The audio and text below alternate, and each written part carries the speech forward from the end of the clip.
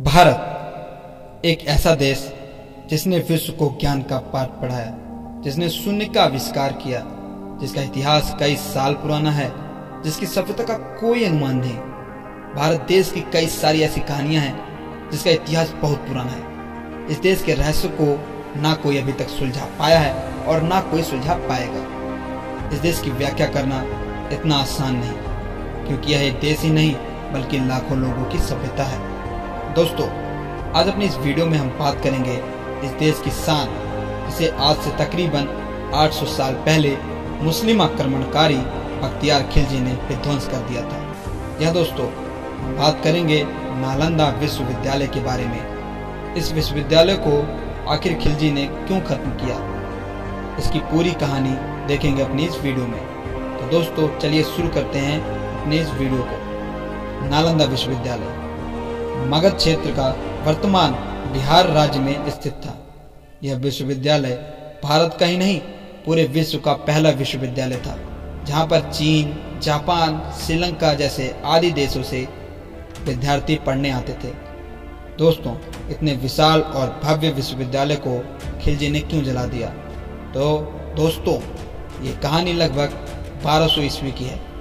बख्तियार खिलजी के चाचा की अचानक से तबीयत खराब हो गई और उसने भारत और विश्व के कई सारे हकीमों से अपना इलाज करवाया, पर ठीक नहीं हो पा रहा था। हकीमों ने अपने सारे प्रयास किए जिससे कि बख्तियार खिलजी के चाचा को ठीक किया जा सके, परंतु एक ऐसी बीमारी की चपेट में आ गया था जिसे ठीक करना नामुमकिन सा प्रतीत हो रहा था।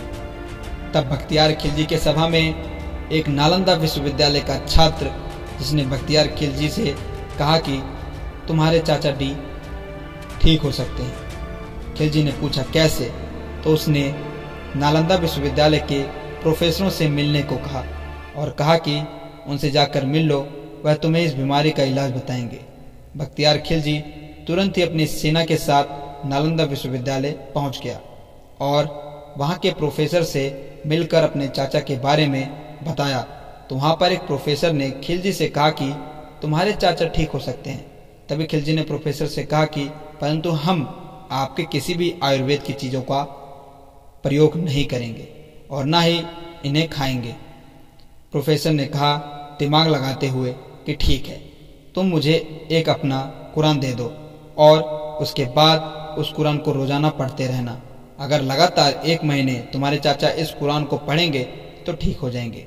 खिलजी ने कुरान प्रोफेसर को दे दी और प्रोफेसर ने उस कुरान को 1 दिन के लिए अपने पास रख लिया और अगले दिन खिलजी के दरबार में भिजवा दिया और उसके बाद उसके चाचा ठीक हो गए। खिलजी को जब पता लगा कि उसके चाचा ठीक हो गए हैं तो खिलजी यह सुनकर चौंक गया और प्रोफेसर से जाकर पूछने लगा कि यह कैसे संभव हुआ। तो प्रोफेसर ने उसे बताया कि आपके कुरान में हमने ग्रंथों में लिखा हुआ आयुर्वेदिक औषधि लगा दी थी, जिससे पढ़ते पढ़ते पन्नों को बदलते हुए अपने हाथों को अपनी जीवा तक ले जाते हुए आपके चाचा जी के मुख के अंदर बहुत सारे औषधि चली गई और आपके चाचा जी ठीक हो गए। इतना सुनते ही खिलजी क्रोध से भर गया और उसे यह महसूस होने लगा कि हमारे हकीम की कोई दवा काम नहीं आई और इन भारतीयों का आयुर्वेद काम कैसे कर गया। बस तुरंत ही खिलजी ने प्रोफेसर सहित नालंदा विश्वविद्यालय में आग लगा दी और वहां पर रखी सारी किताबों को जला दिया। इन किताबों को जलने में तकरीबन 6 महीने का समय लगा और विश्व का पहला विश्वविद्यालय तबाह हो गया। दोस्तों, यह थी नालंदा विश्वविद्यालय की विध्वंस की कहानी।